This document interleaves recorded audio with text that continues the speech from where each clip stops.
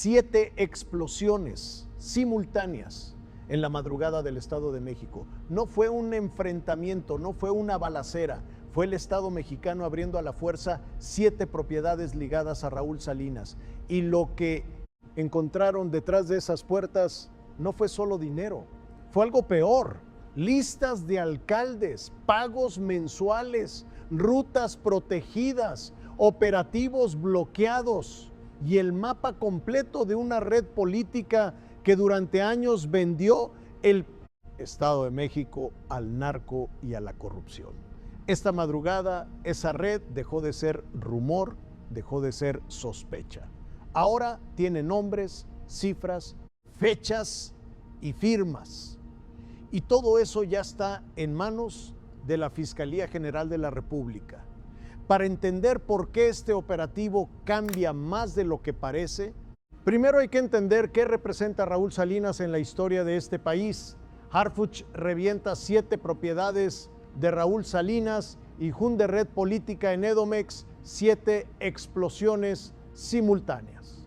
En la oscuridad de la madrugada del Estado de México no fueron disparos, no fue un enfrentamiento, fueron detonaciones controladas, calculadas al milímetro por explosivistas de la Sedena, diseñadas para abrir en segundos lo que décadas de dinero, influencia política y blindaje institucional habían construido para resistir cualquier autoridad que no tuviera ni la voluntad ni la capacidad de llegar hasta ahí. Esta madrugada el Estado mexicano llegó con ambas cosas y lo que encontraron detrás de esas 7 puertas reventadas en 7 municipios distintos del estado más poblado del país no es solo un decomiso, es el mapa completo de cómo el poder político corrupto sobrevive cuando el sistema que lo protegió oficialmente ya no existe.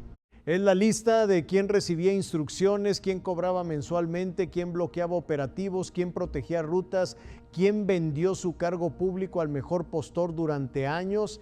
Ese mapa tiene nombres, tiene cifras, tiene fechas, tiene firmas y está ahora en manos de la Fiscalía General de la República para entender el peso real de lo que ocurrió esta madrugada en 7 puntos simultáneos del Estado de México.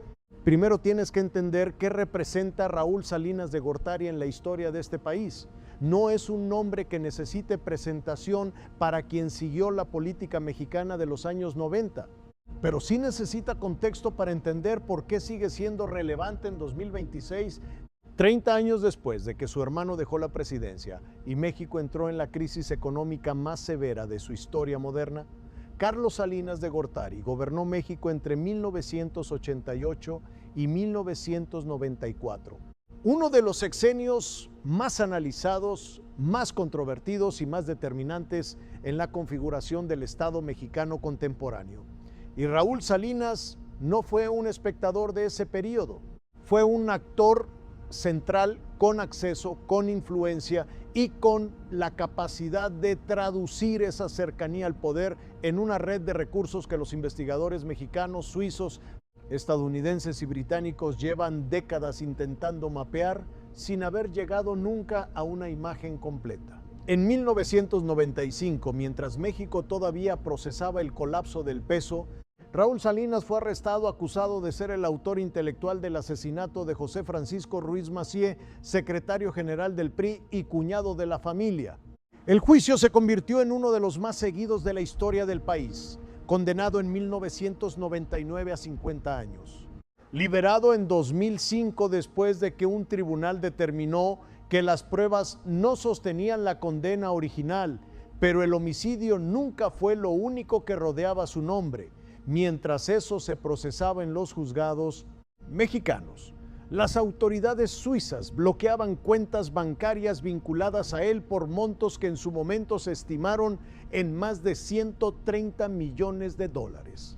El gobierno suizo identificó mecanismos de transferencia a través de cuentas en nombres distintos, fideicomisos y estructuras financieras en múltiples países. La pregunta que nunca tuvo respuesta completa en ningún tribunal fue la misma de siempre. ¿De dónde venía la totalidad de ese dinero?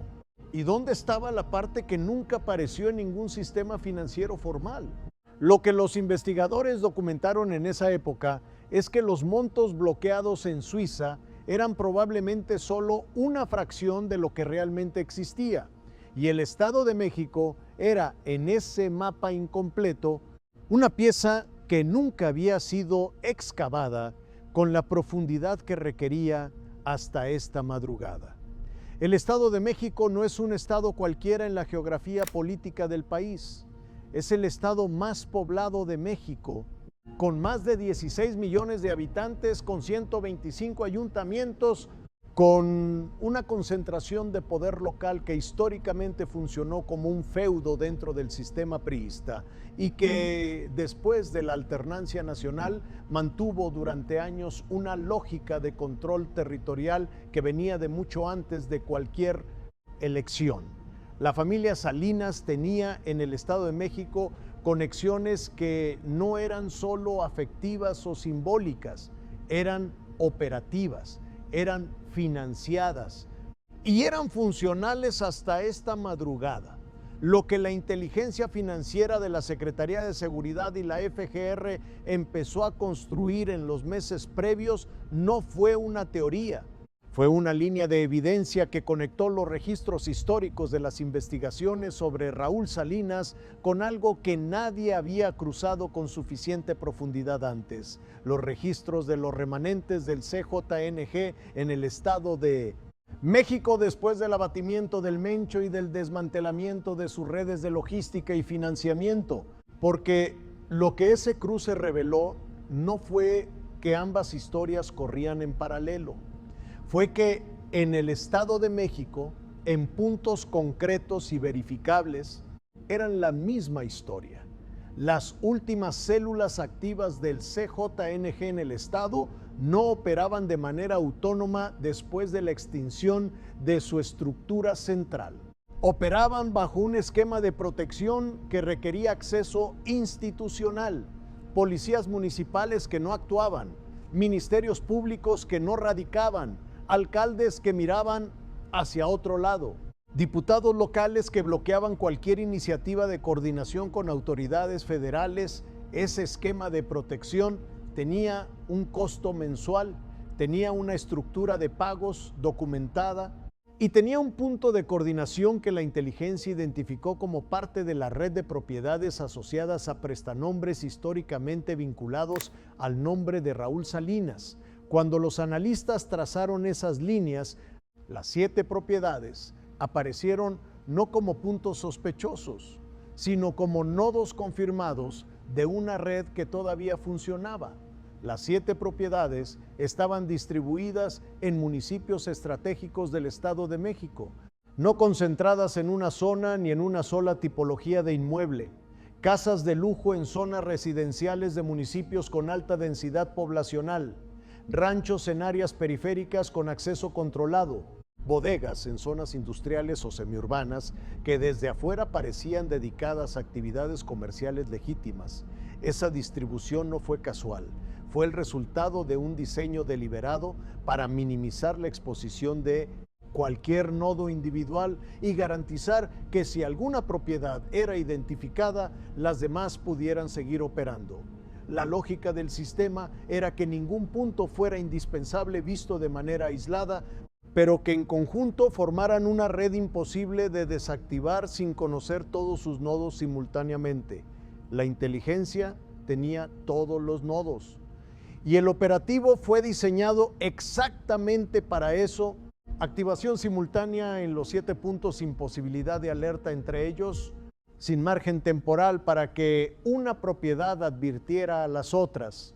La madrugada del lunes 6 de abril no empieza con movimiento visible, empieza con posicionamiento silencioso en 7 puntos distintos del Estado de México, horas antes de que cualquier acción se ejecute sobre el terreno. Los accesos terrestres a las zonas donde se ubican las propiedades quedan bloqueados desde la medianoche con unidades de la Guardia Nacional en los puntos carreteros, que conectan cada municipio con las rutas de salida sin anuncio, sin movimiento que genere atención desde afuera. La instrucción es que nadie entre ni salga sin autorización. Las comunicaciones en un radio determinado alrededor de cada propiedad son monitoreadas por las unidades de inteligencia de señales. Cualquier comunicación que intente salir de esas zonas en las horas previas al inicio del operativo está siendo registrada. Las fuerzas especiales de la Sedena toman posiciones en el perímetro inmediato de cada propiedad con el protocolo que corresponde a un objetivo de esta naturaleza. Los ingenieros militares y explosivistas llegan con el equipamiento para lo que ya saben que van a enfrentar: accesos reforzados en sótanos y bóvedas que no cederán ante procedimientos convencionales. Las cargas han sido calculadas con anterioridad basándose en los análisis estructurales realizados durante la fase de preparación. No se improvisa la detonación en el momento.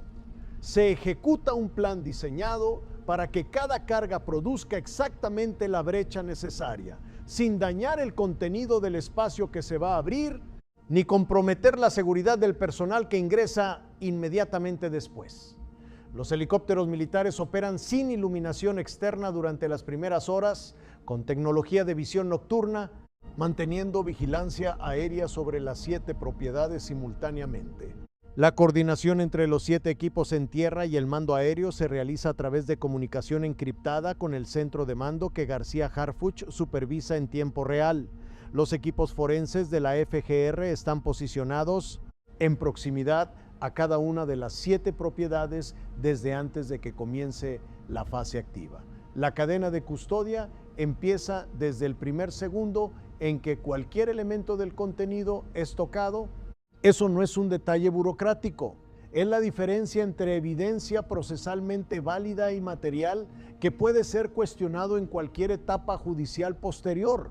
En un caso de esta magnitud, con los nombres que van a aparecer en los documentos recuperados, esa distinción es crítica. Cuando el centro de mando confirma que los 7 perímetros están sellados y que las condiciones son las adecuadas para proceder, la señal de inicio se activa de manera simultánea para los 7 equipos, lo que ocurre en los siguientes segundos en 7 municipios distintos del Estado de México no tiene precedente en la historia reciente de los operativos de seguridad en México. 7 explosiones contenidas resuenan en la oscuridad de la madrugada casi al mismo tiempo, lo suficientemente separadas en milisegundos para que el centro de mando confirme la detonación exitosa en cada punto antes de autorizar el ingreso. Lo suficientemente simultáneas para que cualquier persona dentro de cualquiera de las propiedades no tenga tiempo de reaccionar antes de que los elementos tácticos ya estén adentro.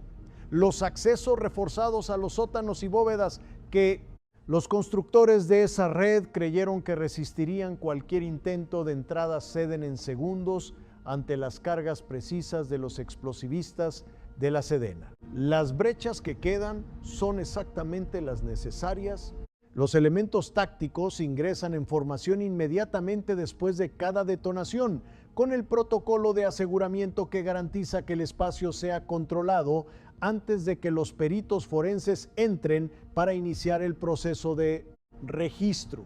En varias de las propiedades hay personas dentro que son detenidas en los primeros minutos, colaboradores y operadores de la red que no tuvieron tiempo de ser alertados ni de ejecutar ningún protocolo de emergencia, porque el protocolo de emergencia dependía de que las comunicaciones funcionaran y las comunicaciones estaban intervenidas. Lo que los elementos tácticos encuentran detrás de las bóvedas abiertas en las 7 propiedades es la confirmación material de todo lo que la inteligencia había señalado, pero en una escala que supera las estimaciones conservadoras de la fase de preparación.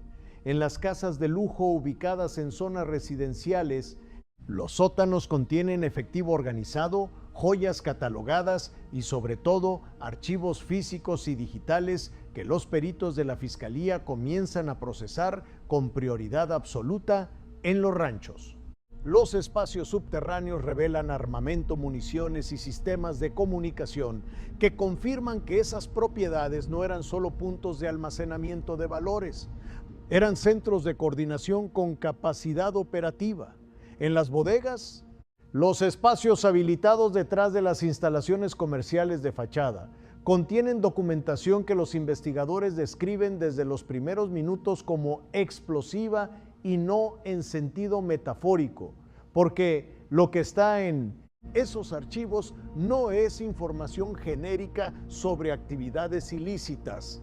Son registros específicos y detallados de una operación política que funcionó durante años en el Estado de México bajo la cobertura de la normalidad institucional. Listas de alcaldes que recibían pagos mensuales de la red con montos específicos, fechas de transferencia y nombres de intermediarios que realizaban las entregas, registros de regidores y diputados locales que cobraban por bloquear iniciativas de coordinación con autoridades federales, por retrasar o archivar denuncias, por garantizar que ciertos operativos de seguridad nunca llegaran a determinados municipios, instrucciones explícitas para comandantes policiales sobre qué rutas y plazas de trasiego en el Estado de México debían mantenerse sin interferencia y bajo qué condiciones. Y lo que los investigadores de la Fiscalía identifican como el elemento más procesalmente relevante de todo el decomiso, los registros de las reuniones de coordinación entre operadores de la red y representantes de los remanentes del CJNG en el Estado de México, con fechas, con lugares, con puntos específicos de acuerdo sobre la distribución territorial del control político y criminal. Detente un momento y piensa en lo que eso significa. No se trata de que alguien sospeche que hubo una conexión entre la corrupción política del periodo salinista y el crimen organizado contemporáneo. Se trata de que esa conexión tiene ahora nombre, apellido, fecha, monto y firma en documentos que están bajo cadena de custodia de la Fiscalía General de la República. El proceso de registro y extracción del contenido de las 7 propiedades toma horas, no se improvisa, no se acelera. El protocolo de cadena de custodia es el mismo en los 7 puntos y funciona en paralelo con coordinación centralizada. Cada billete se clasifica por denominación y se cuenta con equipamiento de verificación automática que genera registros digitales firmados en campo. Las armas se registran con números de serie, se verifican contra bases de datos de armas robadas o ilegalmente importadas. Los documentos físicos se fotografían y escanean con tecnología de alta resolución antes de cualquier manipulación adicional. Los dispositivos digitales se clonan forensemente antes de ser trasladados para garantizar que cualquier análisis posterior pueda realizarse sobre copias certificadas sin riesgo de alteración del original. El decomiso total de las 7 propiedades incluye millones de pesos en efectivo distribuidos entre las distintas bóvedas, joyas de alto valor con características que apuntan a décadas de acumulación. Armamento de alto poder, incluyendo armas largas y municiones en cantidades que superan cualquier justificación de uso personal o de seguridad privada. Más de 40 vehículos, entre los que se incluyen unidades de lujo, camionetas de carga y vehículos con modificaciones consistentes con uso en operaciones de traslado de valores. Y la documentación que los investigadores de la Fiscalía ya están procesando como el activo más valioso de todo el operativo. Las carpetas de investigación que se abren con este hallazgo cubren enriquecimiento ilícito con evidencia física directa, lavado de dinero transgeneracional con documentación que permite trazar patrones de comportamiento a través de décadas, cohecho activo y pasivo con registros específicos de pagos a funcionarios públicos en ejercicio, delincuencia organizada con evidencia de estructura jerárquica y distribución funcional de roles, y el cargo más complejo procesalmente, asociación delictuosa entre la red política heredada del periodo salinista y las últimas células operativas del CJNG en el Estado de México. Ese último cargo es el que tiene implicaciones que van más allá de este operativo individual. es el que los analistas de la Fiscalía van a estar desarrollando durante semanas, porque establece documentalmente que la corrupción política de alto nivel y el crimen organizado en el Estado de México no corrían en paralelo, sin tocarse, se habían vuelto indistinguibles el uno del otro. Hay algo que nadie que haya seguido la historia política del Estado de México en las últimas 3 décadas debería pasar por alto. El Estado de México fue durante décadas el laboratorio más sofisticado del sistema de control político priista en México. No solo porque fue la cuna de varios presidentes y el origen de carreras políticas que después gobernaron el país, sino porque desarrolló internamente un modelo de gestión del poder local que combinaba la distribución de beneficios institucionales con la amenaza implícita o explícita hacia quien no se alineara. Ese modelo no desapareció con la alternancia, se adaptó. Y parte de esa adaptación involucró la incorporación de recursos y de protección provenientes de fuentes que no aparecían en ningún presupuesto oficial. La red que se mantenía en el Estado de México a través de prestanombres y exfuncionarios leales. No era un residuo nostálgico de un sistema que ya no existe. Era una estructura funcional y vigente que proveía 3 cosas que ciertos actores políticos locales necesitaban y que el sistema formal no podía o no quería garantizarles: financiamiento extra presupuestario para operaciones políticas que no podían documentarse, protección frente a investigaciones que pudieran amenazar sus posiciones y conexión con redes de poder informal que determinaban quién avanzaba y quién no en la jerarquía política del Estado. A cambio de esas 3 cosas, los beneficiarios de la red garantizaban exactamente lo que los documentos recuperados esta madrugada describen: rutas de trasiego protegidas, operativos bloqueados, plazas territoriales del CJNG sin interferencia institucional. Los documentos recuperados esta madrugada hacen visible esa línea por primera vez con nombres y cifras concretas. Las detenciones que acompañan el operativo incluyen colaboradores directos de la red encontrados dentro de las propiedades al momento de la irrupción, intermediarios identificados en los documentos como responsables de la distribución de pagos a funcionarios municipales, y los operadores logísticos que coordinaban entre la red y los remanentes del CJNG en el Estado. Los funcionarios públicos cuyos nombres aparecen en la documentación incautada no son detenidos en su totalidad esta madrugada, porque la Fiscalía entiende que actuar con precipitación en ese proceso puede comprometer la solidez procesal de los casos individuales. Lo que sí ocurre es que sus pasaportes son cancelados, sus cuentas bancarias son congeladas preventivamente y los expedientes correspondientes son abiertos formalmente con la evidencia documental que el operativo acaba de proporcionar. Cuando García Harfuch da su declaración al amanecer con la primera luz del 6 de abril sobre el Estado de México y con el operativo técnicamente concluido en los 7 puntos, el tono es el mismo que ha caracterizado su comunicación pública durante toda esta ofensiva: sin adornos, sin dramatismo construido para la cámara, con la precisión de alguien que entiende que lo que está describiendo tiene suficiente peso propio para no necesitar amplificación. Detonamos 7 propiedades de Raúl Salinas y aniquilamos su red de control de políticos en el Estado de México.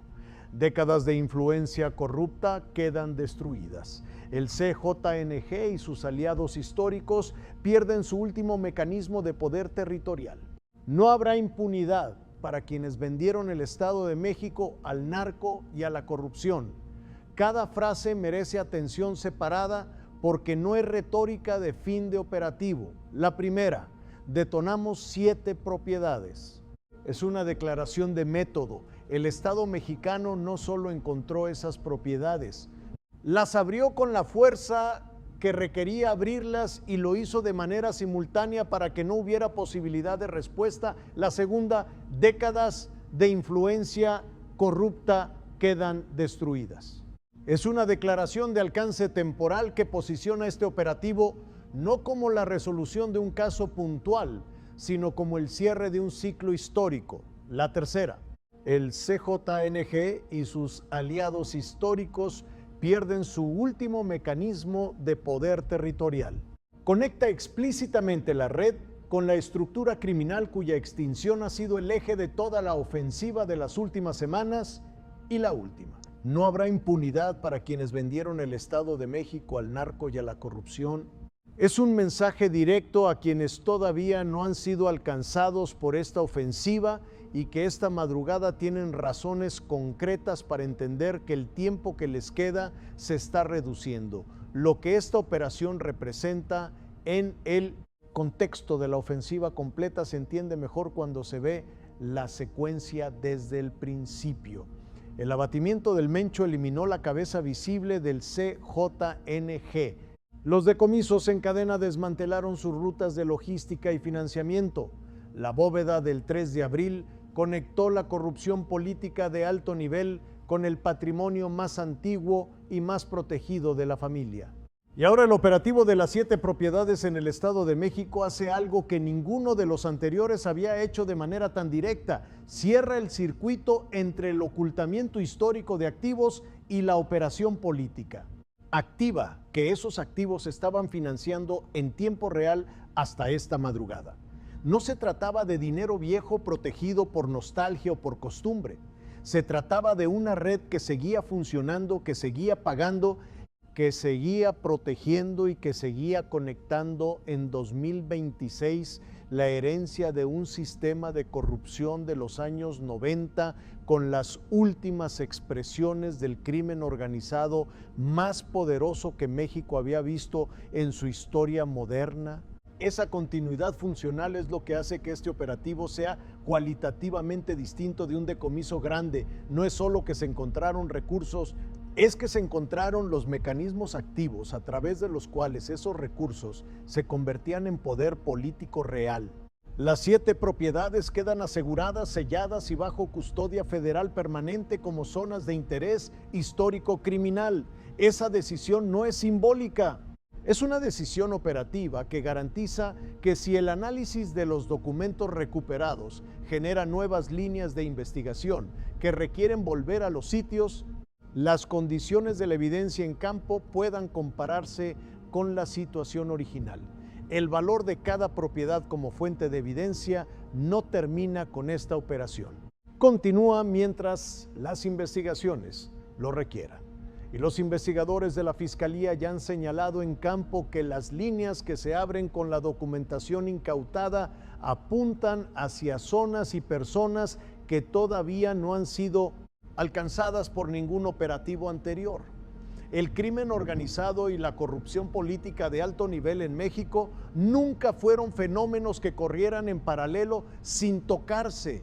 Fueron fenómenos que en ciertos momentos históricos, y el Estado de México en las últimas 2 décadas es uno de los ejemplos más claros de eso, se volvieron indistinguibles el uno del otro porque compartían financiamiento, intermediarios, protección recíproca y la misma lógica de supervivencia basada en que ninguno de los dos podía existir sin el otro.